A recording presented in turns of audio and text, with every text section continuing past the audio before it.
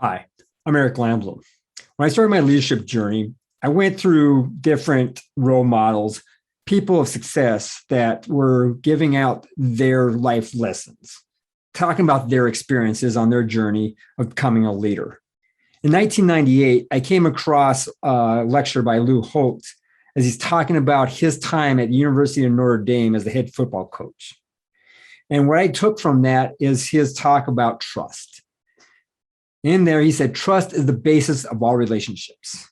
So I was like, okay, let's elaborate on this more. So I dug in deeper in researching what trust is and what it means for a leader to have.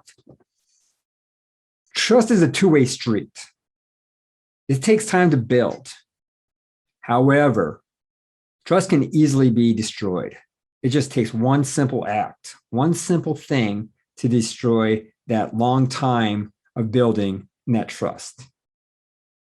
So for today, we're going to talk about the leader's trust, in which I created this triangle of how this trust works, because it comes upon you, the leader, to be able to make this culture of trust blossom. All right, so we're going to start off with you, the leader. And you started your organization to be able to provide a service or a product to a customer. Now, those customers you're building a bond with. You're showing trust. They trust you, you trust them. You created a relationship. You nurture this. You try to build it to be strong to keep them coming back for more. You're providing them solutions. They're buying your product or your services. Now, your organization's capacity is not meeting the demands of the customers. So then you bring on some employees. Now, doing so, like most mom and pop places, they like to treat their employees like family. They are family to me. And so you build this trust. You build this confidence with your employees. And that's its own special bond. So now you have these two distinct bonds. One with your customers, one with your employees. So what you're trying now to do is create a culture of trust that exists between the employees and the customers. And you can do that with the climate that you create there. In doing so, it's a fair climate. It's a firm climate. It has rules and it has the ability to let each side know what they can expect.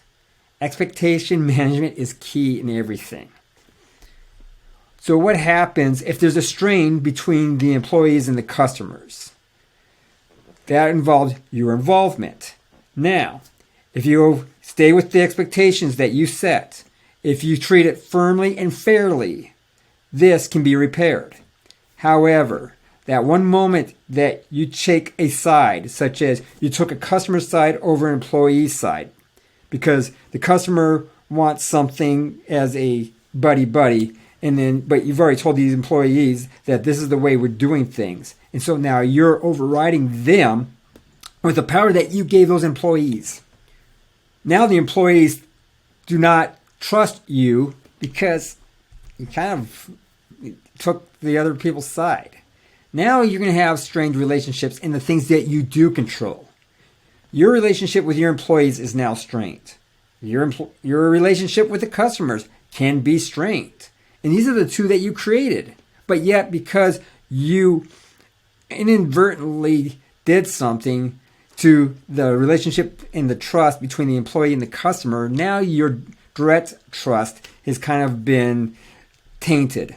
So now we have this broken relationship. It's up to you to decide what's important to rebuild. Because you have to rebuild one at a time. Do you rebuild the employee's trust or do you rebuild your customer's trust?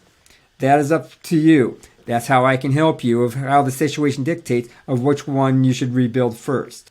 By re-engaging the employees with the customers and their trust, now you'll be able to complete your triangle and encourage your culture of trust to continue within the organization. So as a leader, it's up to you of how your organization creates this culture of trust. Now, like the saying goes, you can't please everyone, but you should be building trust with everyone. I'm Eric Landblom. You guys have a great day.